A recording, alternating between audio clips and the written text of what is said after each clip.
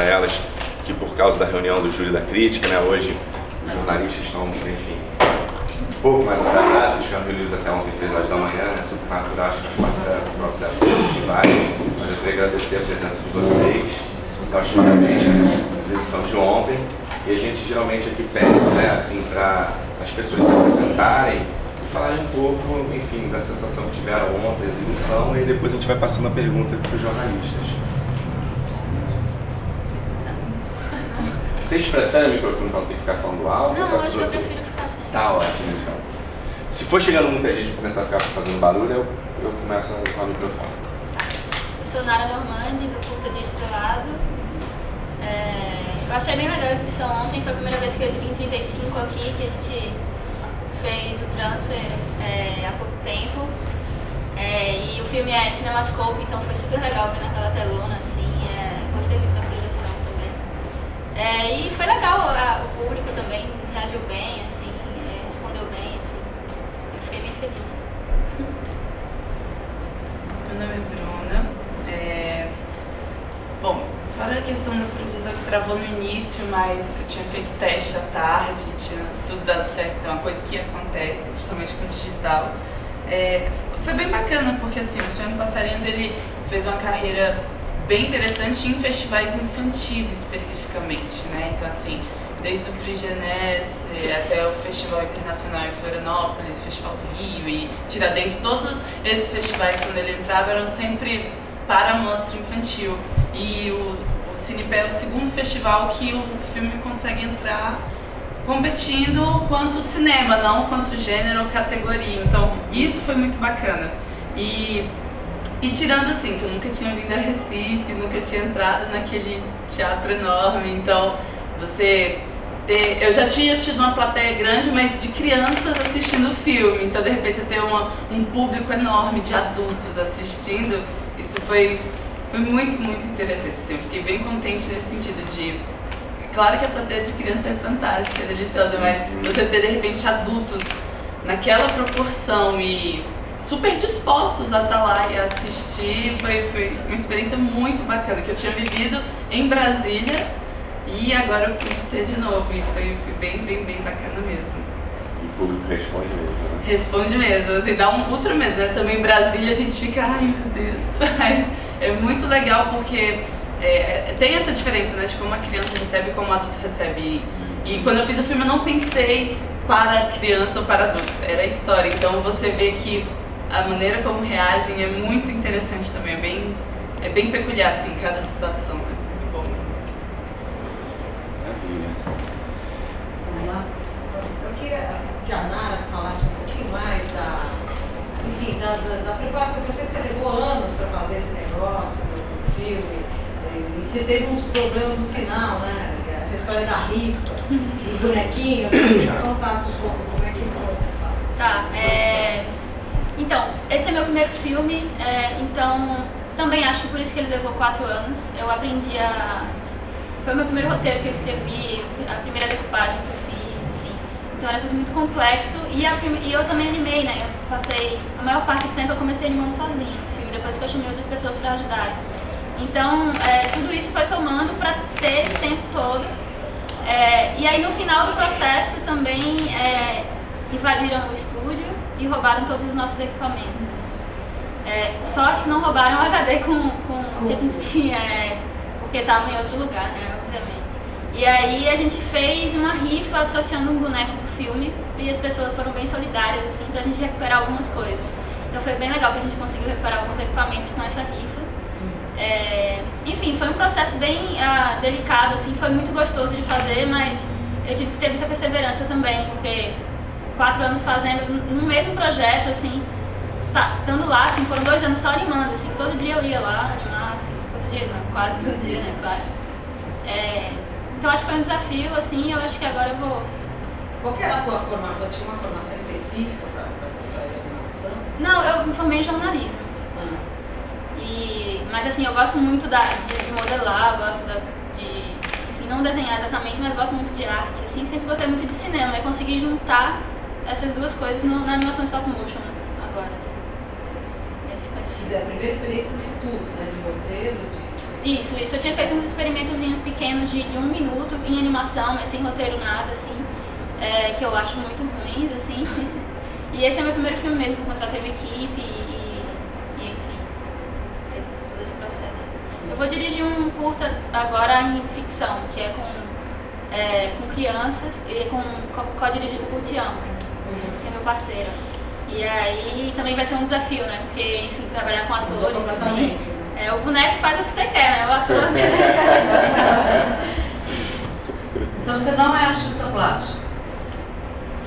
Não exatamente, mas assim, eu trabalho muito manual, assim, por exemplo, eu fiz parte da equipe de arte do filme, assim, eu construí as coisas, eu que criei os bonecos, enfim, o céu também, mas... Porque aquele céu, aquelas massas de cor e tudo, eu pensei, essa menina é artista plástica. Eu falei, antes de ser cineasta, ela foi artista plástica, porque o filme tem uma beleza plástica muito, muito forte, né? E nós até comentamos com algumas pessoas que a beleza plástica do filme é tão intensa que às vezes a gente se perde na história, porque fica tão deslumbrado com aquela beleza toda, né? Aquelas cores, aquele sol inclemente, vai criando um volume visual que a gente acaba meio... Então eu queria que você falasse se você no final com o filme pronto, você percebeu isso. A outra coisa é que na sua equipe tem diretor de longa-metragem, que é o Lordelo, tem o Tião, que já foi a Cane com o Muro e tudo, né? E eu falei, uma mulher comandando já profissionais experientes, como é que você os envolveu nesse projeto?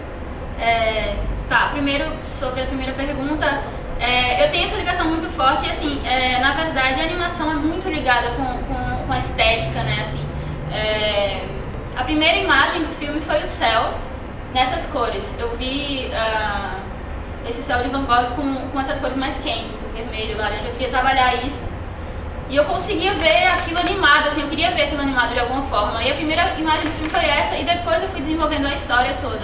Mas realmente é uma coisa muito ligada à estética e eu acho que sim, que pode se perder ali, porque, enfim, eu tenho algumas ressalvas quanto ao filme, mas quando eu escrevi o roteiro eu tinha 20 anos, eu já tenho 25. E assim, eu fui amadurecendo também durante o processo, consegui mudar, porque foi um processo longo, então eu fui mudando o roteiro também, amadurecendo algumas coisas, pequenas coisas que eu acho que acrescentaram, mas, enfim, eu acho que essa parte estética é muito forte mesmo no filme. E talvez as pessoas se percam também, eu não sei muito também como é que vocês agem, assim. E comandar essa equipe, assim, foi engraçado, porque na verdade eu aprendi com eles, né? Tião é meu namorado também, então assim, eu acompanhei todo o processo, eu fui a Cannes com ele, eu viajei em alguns festivais e assim, consegui absorver muita coisa com as conversas e tudo. E ele tá comigo desde o início do processo e tal. E Marcelo Lordelo também foi um parceiro muito, muito forte, diretor de fotografia que sempre me deu muitos toques, como minha primeira direção, então estar envolvida com essas pessoas foi muito importante pro filme, assim. E não foi exatamente comandar, né? Foi assim, mais uma brodagem mesmo, uma parceria.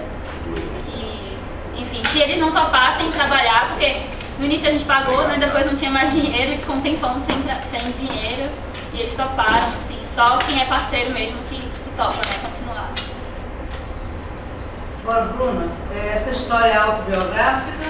Parte dela, sim. E aquela criança, ela é daquele jeito mesmo, ou vocês fizeram um trabalho com ela? Porque ela é muito desinibida, muito carismática, né? Ela é daquele jeito, assim, a gente só potencializou e pontuou o que a gente precisava, na verdade. Porque foi do teste que a gente fez com todas as meninas entre 5 e 8 anos de idade, a gente precisava especificamente de uma criança que, se eu falasse, tem um elefante cor-de-rosa na sua frente voando, ela ia, nossa, ia embarcar nisso. Então, a Wendy, ela foi a criança que, nesse quesito de imaginação e de como levar isso como verdade, foi imbatível. Ela tinha 5 anos de idade quando fez o filme e várias outras crianças de 6, 7, 8 anos. Era impressionante o quanto ela dava, o quanto ela colocava isso do acreditar nas possibilidades que a gente propunha quanto à imaginação. E em que medida então é autobiográfico? Não, na medida de que sim, eu caminhava bastante com meu pai, percurso de casa para a escola, e de que realmente existe uma casa da japonesa com os passarinhos. Essa é a parte que existiu, todo o restante virou história para contar no cinema.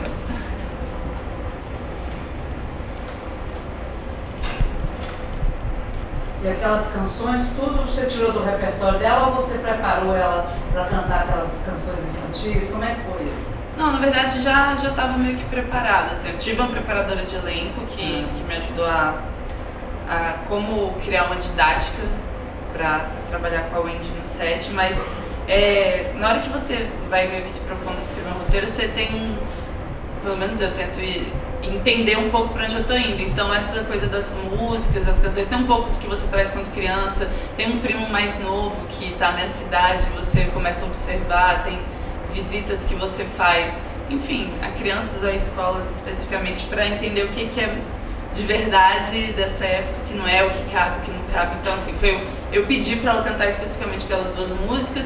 A Alecrim ela nem conhecia, eu achei isso muito interessante. E agora a outra não, mas foi tranquilo, músicas infantis. Tudo bem? Não, imagina de forma. E como é que o Carta Preta entrou no projeto? Quer dizer, desde quando você concebeu o filme, você já queria a participação dele ou foi uma coisa que você conheceu o curta dele no Festival de Brasília e falou, eu quero agregar ao projeto? Como é que foi? Na verdade, eu conheço o Carta Preta já tem 4 anos. Que eu trabalhei numa mostra em Brasília, onde ele participou com o primeiro filme dele, que é o Moradores do 304. E aí a gente ficou colega, e na época eu estava fazendo faculdade e aí fiz um documentáriozinho de universidade, ele participou do projeto Animando, topou, aí eu escrevi esse roteiro, mostrei pra ele, ele adorou, eu falei, vamos ver se consigo captar. Aí eu ganhei um edital em Brasília, e aí ele meio que acompanhou desde o nascimento do roteiro mesmo e me deu uma educação para a animação bem interessante, porque eu sou totalmente leiga, né? A minha formação também é jornalismo, então assim, e como eu não sou ligada à animação, eu sei muito pouco, então foi muito um processo de ele me ensinar mesmo as possibilidades que eu teria para aplicar no filme e eu ensiná-lo o que eu gostaria de ter dentro dessa ficção. Então ele acompanhou bem desde o início, antes mesmo de sair O Céu no Andar de Baixo, a gente já estava trabalhando nisso. O Ali acabou de chegar também. Gente, desculpa o atraso, eu fui resolver questões pessoais da embaixada dos Estados Unidos. Marquei para 7 da manhã, os caras me atenderam às 10 e... Desculpa. Só mais uma pergunta, os 2 atores que fazem os pais são atores profissionais de Brasília? Quem são eles? São a Fernanda Rocha, inclusive a preparadora de elenco, e o Matheus Ferrari, ele além de ser o ator, ele faz a trilha sonora do filme. E eles dois especificamente têm uma relação, um trabalho com criança. O Matheus trabalha muito com criança em Brasília. Tem um foco, não apenas, mas trabalha bastante. Aí eu, enfim, achei melhor trazê-los. Ele passou em Brasília? Passou em Brasília, em Tiradentes, no Rio, passou em Florianópolis, passou em Frigenes, em São Paulo, passou em Maringá. Mas você falou que o único que ele entrou como filme sem o rótulo de infantil foi aqui e em Brasília? Não, foi no Curta-se, que também é daqui de Pernambuco, aí ganhou melhor ficção no Curta-se. Não, Curta-se é de Sergipe. É Sergipe? É, Curta-se é Sergipe. Não, então não é Curta-se não, é um que é em Petrolina e Juazeiro. E boa pergunta. É um festival que ele acontece... É do Vale do São Francisco. Vale Curtas é o nome do festival. Vale. Entrou em Brasília, entrou na Mostra Brasília também, lá não tinha mostrinha nem nada. Enfim, o festival lá tá mudando tanto que... aí entrou aqui, os dois aqui em Pernambuco, na verdade. Aí nesse Vale Curtas ganhou melhor ficção e agora aqui também participando da mostra principal, isso é bem bacana. Em Brasília ele passou no Museu da República, Foi. Na Mostra Brasília. Exatamente. O Ali, a gente pergunta padrão clássico aqui, né, do debate, nossa, sempre como é que foi a sensação, né, uma exibição, teatro, nossa, aqui, né, o que você achou de ontem? A sensação é ótima, você vê uma sala enorme daquela, com tanta gente vendo o filme, é muito bom. A qualidade da exibição estava boa, deu aquele pequeno problema da travada lá, mas a qualidade da imagem, da projeção digital foi surpreendente, foi uma das melhores projeções que o meu filme teve digital. Ele repetiu, né? Não, voltou e aí a projeção continuou, então, enfim, foi uma boa projeção e foi ótimo ver tanta gente na sala de cinema vendo meu filme. Só tinha, acho que foi a sessão em que tinha mais gente. Acho que ele foi exibido em Clermont-Ferrand, que é uma sala muito grande também, com muita gente, estava lotada, mas eu acho que a sala aqui é muito maior do que a de lá. Foi bem legal. Tava cheio ontem. Não tinha bastante gente. E o que é um barato aqui, né, que o pessoal assiste curta mesmo, né? Quando termina um curto, um monte de gente vai embora, né? Incrível, eu acho isso barato isso, né? Bem curto, né? Você podia contar, Curitiba, da trajetória do filme? Eu vi no começo, você tinha comentado com a Cíntia, que o Queijo, primeira vez que eu tinha visto um curta que colocava as seleções oficiais, os primeiros caras, o seu também tem, né? Uhum. Então, para você historiar um pouquinho essa trajetória dele no Brasil e fora. O filme ele estreou em agosto aqui no Pernambuco, estreou no Festival de Triunfo. E aí, a partir nesse festival ele foi premiado, e aí a partir de então ele tem percorrido muitos festivais no Brasil. Ele passou, sei lá, uns 30 festivais, dentre eles o Festival de Brasília, o Festival do Rio de Janeiro, o Festival Internacional de Curtas do Rio de Janeiro, tá aqui agora, passou no Festival de Goiânia, enfim, uma série de festivais no Brasil. E em festivais internacionais ele tem circulado bastante também. Ele esteve em Biarritz, em Varsóvia, em Clermont-Ferrand, ele esteve no Asiana, que é o festival da Coreia do Sul, ele esteve no Gulf Film Festival, que é um festival em Dubai, ele está agora no Festival de Cracóvia, no Festival de Bruxelas, enfim, são uns 80 festivais até agora. O filme, para minha surpresa, tem circulado muito. Teve na América Latina, passou pelo Festival de Cartagena,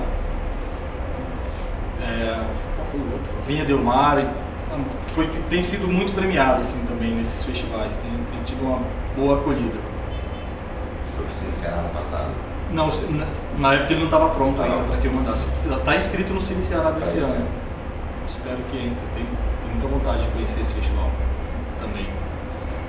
E essa história você desenvolveu a partir do quê? A história eu desenvolvi a partir de uma experiência pessoal. Eu trabalhei durante um tempo no sistema penitenciário. E aí, a partir da minha experiência lá, de ver diversas situações que não eram só necessariamente situações ligadas à violência e criminalidade, eu resolvi fazer um filme que mostrasse esse outro lado, que é uma coisa um pouco mais humana que existe lá dentro, a despeito do crime cometido ou dos crimes cometidos pelas pessoas que estão lá dentro. Elas amam, elas têm filhos, e numa dada circunstância eu vi um sujeito que eu sabia que era latrocida, que tinha cometido assassinato e tal, e ele recebeu a visita do seu filho na penitenciária, porque no dia das crianças as crianças podem entrar. E aí eu vi esse sujeito brincando o dia inteiro com seu filho com a garrafa PET, brincando bola de garrafa com garrafa PET e tal. Aí quando o garoto foi embora, eu vi aquele cara chorar, e aí, enfim, eu comecei a enxergar a coisa por um outro viés, e aí resolvi fazer esse filme com o intuito de humanizar um pouco mais a figura do presidiário e também mostrar um pouquinho das pessoas que cumprem pena com os presidiários, mas que nem sempre são ouvidas ou mostradas, que são os parentes das pessoas que estão presas, que também acabam cumprindo uma pena junto com ele. No meio de uma experiência profissional. Isso eu queria perguntar rapidinho. Só no Dia das Crianças? Lá no estado do Paraná, no Dia das Crianças, e aí agora, depois de uma série de protestos feitos pelos presos, eles podem entrar uma vez por mês. Houve uma mudança, não sei como é no resto do Brasil, mas uma vez por mês a criança pode entrar. E passa por aquele procedimento de revista que nós vemos no filme. E aquela prisão, aquele ambiente, você sabe o que é? É o presídio do AU, que é um presídio lá na cidade de Curitiba que está desativado. Ele foi desativado faz uns 4 anos, é um presídio centenário, que fica onde hoje é mais ou menos o centro da cidade, e por questões de segurança ele foi desativado. E foi filmado lá. É onde foi filmado o Estômago, onde foi filmado 400 contra 1. Virou cenário de cinema. Virou cenário de cinema. Já há uma política da Secretaria de Justiça de liberar filmagens. E que destino o prédio vai ter, você já sabe? Então, tem uma série de discussões. Estão cogitando transformar aquilo numa mega estrutura para alojar a Secretaria de Justiça do Estado lá, já cogitou-se a demolição do prédio para construção de condomínio, já cogitou-se construção de parque, mas até agora está lá, parado. E é uma construção sólida, até histórica, né? Sim, nossa, e é enorme, centenária, tem um valor histórico também, aquela coisa. Até por isso eu acho que até hoje não deram uma destinação. E o centro cultural não pode virar, por exemplo? Seria uma boa. Já tem um museu penitenciário lá dentro. Pequenininho ainda, organizado pelo pessoal do próprio departamento penitenciário, mas já tem um museu penitenciário lá. Mas eu acho que nunca foi cogitada isso não, Rosário. Essa coisa de criar um centro cultural ali seria ótimo, realmente, é uma localização privilegiada dentro da cidade de Curitiba. Se perto do centro cívico, que é o centro administrativo de Curitiba, então é uma localização bastante privilegiada. Você, assim, nesses festivais que você tem de escritores, você tem alguma opinião assim, sobre o filme, alguma coisa? Uma coisa muito comum nos festivais europeus, para os quais eu fui, nos debates, as pessoas sempre estranham o fato de aquela senhora fazer todo aquele esforço para o cara fazer uma ligação, porque nas penitenciárias europeias me parece que é liberado o uso do telefone. Existem telefones lá dentro em que corriqueiramente o preso pode utilizar.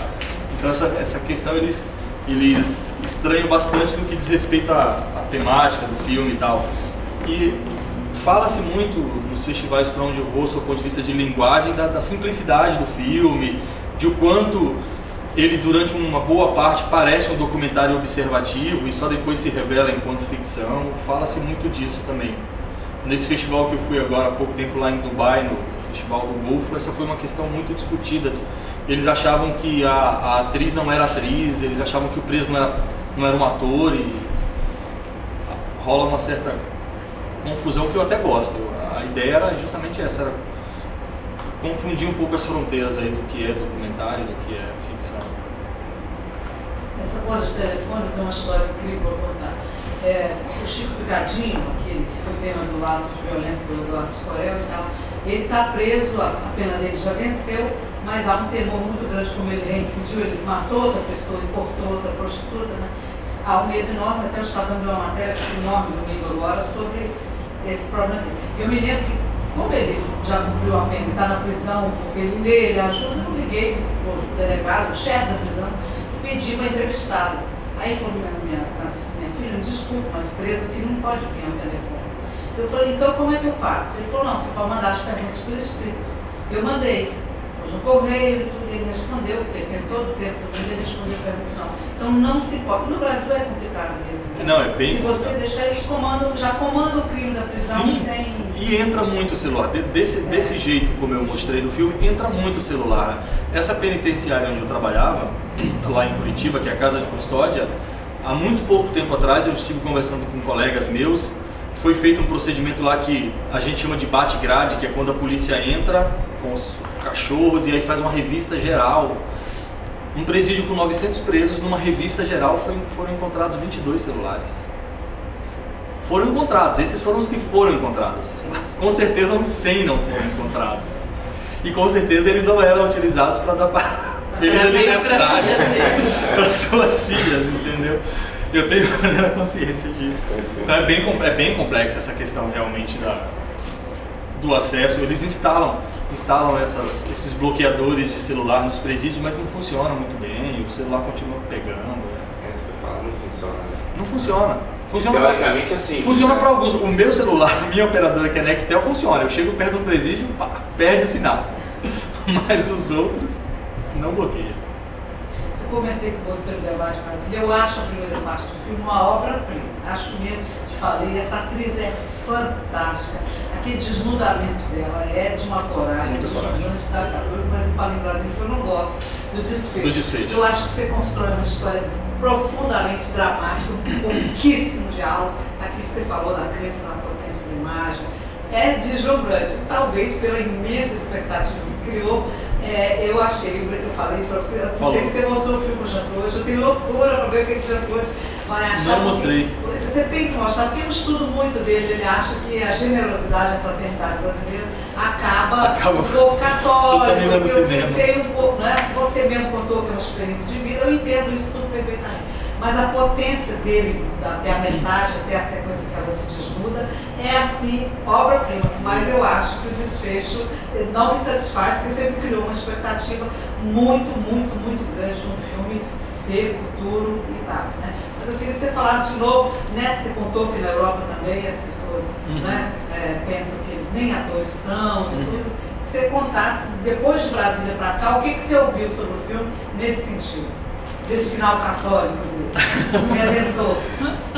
Vou falar a verdade, as duas pessoas que me disseram isso, as duas únicas, provavelmente muito mais gente pensa isso, mas as duas únicas pessoas que me disseram isso são pessoas que eu respeito profundamente. Uma delas é você e a outra delas é o Cid Nader, que também é crítico. E o Cid tem a mesma impressão sobre o filme, nós já conversamos muito em festivais por aí. E eu até concordo que há uma certa edificação no final do filme, e há mesmo, é um final de certa maneira edificante. Eu acho que até por isso o filme ganha tanto prêmio de público. Esse filme tem, sei lá, dentre os seus 50 prêmios, tem uns 20 prêmios de público. Acaba pegando bastante o público essa questão da edificação. Mas era proposital. O meu cinema, eu tenho encaminhado cada vez mais para o sentido da crueza e da simplicidade. Tem caminhado cada vez mais no sentido de trabalhar com questões que dizem respeito à contemporaneidade. Eu acho que é importante, pelo menos para mim, fazer filmes que dialoguem com o contexto sociopolítico-cultural no qual nós estamos inseridos. Então meu cinema caminha nessa direção. Mas na Fábrica em específico eu queria, desde o princípio, duas coisas. Uma delas era humanizar a figura do preso e a outra delas era surpreender. Então a coisa é construída de maneira muito seca e dura, até, sei lá, o filme tem 15 minutos, até o minuto 10 do filme. E aí quando ele fala com a filha, oi pai, feliz aniversário, rola realmente essa rasteira no público e principalmente na crítica, porque gera realmente uma expectativa. Mas foi proposital, eu queria realmente surpreender nesse sentido. E a edificação é um certo bom mocismo, talvez, ranço da minha formação. Assim, enfim, tive uma formação, sou formado em História, tive uma atuação muito grande em organizações de direitos humanos durante um tempo, então provavelmente vem disso, essa edificação no final do filme. Mas eu tenho muito orgulho do filme que eu fiz e da forma como ele foi conduzido. Eu gosto, mas eu compreendo as críticas que você e o Cid fizeram, e são críticas realmente fundamentadas, com toda certeza do mundo.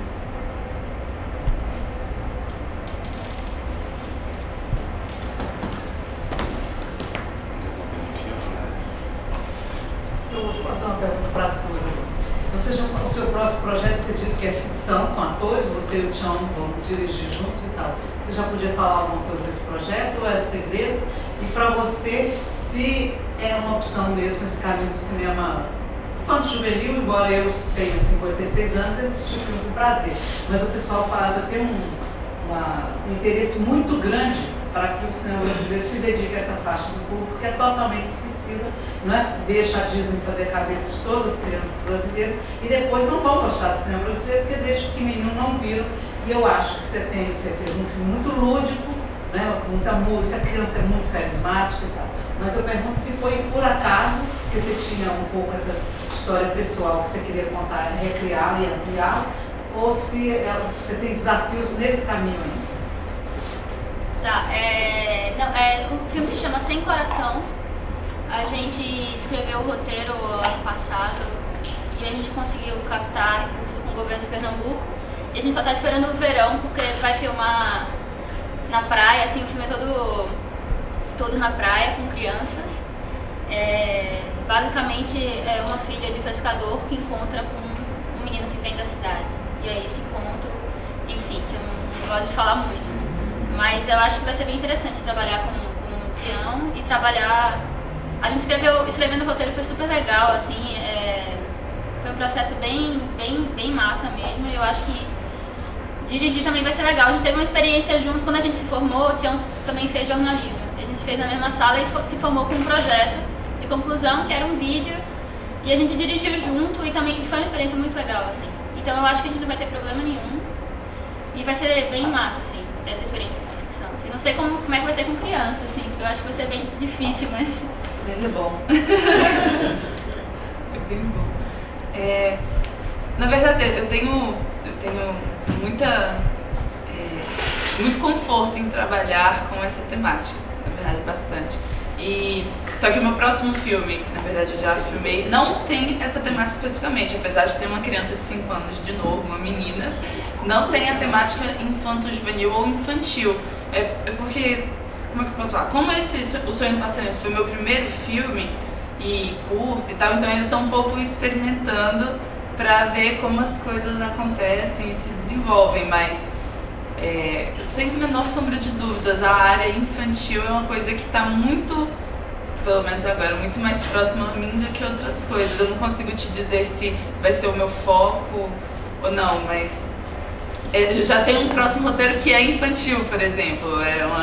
Eu estou trabalhando e ligada à religiosidade, a questão da Umbanda e a questão, assim, tem já umas coisas de brincadeira de como é essa criança brasileira dentro de uma realidade que é tão próxima a gente, como essa questão do catolicismo, do evangélico, da Umbanda, do espiritismo, como a criança de repente lida com isso. Então, assim, eu vou indo, na verdade, meio tentando ver o que vai acontecer, mas não é uma coisa restrita, vou trabalhar com cinema infantil, não, os roteiros vão surgindo e a gente vai.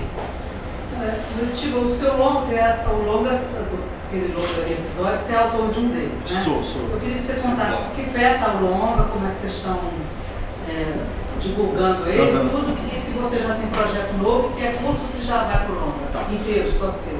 O Circular, ele está pronto, rodou alguns festivais, está rodando festivais de cinema agora. Mês que vem nós estaremos no Festival Brasileiro em Hollywood com o Circular e com a Fábrica. A gente está batalhando grana, inscrevemos ele num edital de distribuição que acontece na cidade de Curitiba para tentar ter algum dinheiro para distribuí-lo, porque o dinheiro que nós tínhamos era só para produção, temos só 2 cópias, ainda não temos condições de distribuí-lo. Mas é um filme que eu acho que tem um potencial muito legal, principalmente porque ele apresenta 5 novos diretores que estão fora do eixo, Rio e São Paulo. Eles são pessoas que têm um potencial muito bacana a ser desenvolvido ainda. Eu acredito muito no Circular e espero que ele chegue no circuito comercial, efetivamente. E quanto a projetos, eu tenho... Agora, durante o primeiro semestre, eu estou me dedicando única e exclusivamente ao Olhar de Cinema, que é o Festival Internacional de Curitiba, que eu sou um dos diretores artísticos e isso toma um tempo danado. E aí agora no segundo semestre eu vou fazer mais um curta-metragem que é infanto-juvenil e que é animação, que se chama Parque Pesadelo, mas aí a animação leva um tempão para concluída. E vou começar a rodar um longa-metragem chamado A Gente, que é um misto de os procedimentos de documentário, mas com pessoas reencenando suas próprias histórias, mais ou menos como o Mascaro fez com a Avenida Brasília Formosa, como o Borges fez com O Céu Sobre os Ombros. E é um filme que fala sobre agentes penitenciários. Eu resolvi fazer mais um filme sobre esse tema. Estou com mais 2 projetos de longa-metragem que estão concorrendo nos editais que existem espalhados aí pelo país, esperando a aprovação e, enfim, precisando de dinheiro para fazê-los. Mas no segundo semestre eu farei essa animação e o Agente, que eu já tenho a grana para fazer e tal. Agente emendado? Não, Agente separado. Agente. Nesse sentido duplo, né? Exato. Bom, gente, muito obrigado. Queria mais uma vez agradecer a presença de vocês, pedir desculpa um pouquinho pelo atraso, lembrar sobre esse fato que ontem o Júri da Crítica ficou reunido até muito tarde. Eu só tenho a agradecer os jornalistas que participaram aqui sempre, inclusive eu queria só terminar fazendo também uma declaração, um depoimento, pegando só um pouco isso que o Salvador falou. Eu acho tão importante também a gente pensar, né, nas crianças e nos jovens, para a gente não abandonar eles. O tio Sam, né, ficar entre nós, né, acho que eles precisam ter uma formação brasileira, né, Rosário? Senão não... Muito obrigado bacana, mais uma vez, tá? O cenário ali, né? Exato. Sertão, né, entrando no Van Gogh, né, assim. Muito obrigado, né? Obrigado. Parabéns por nós. Obrigada. Obrigado, tá? Desculpa o atraso.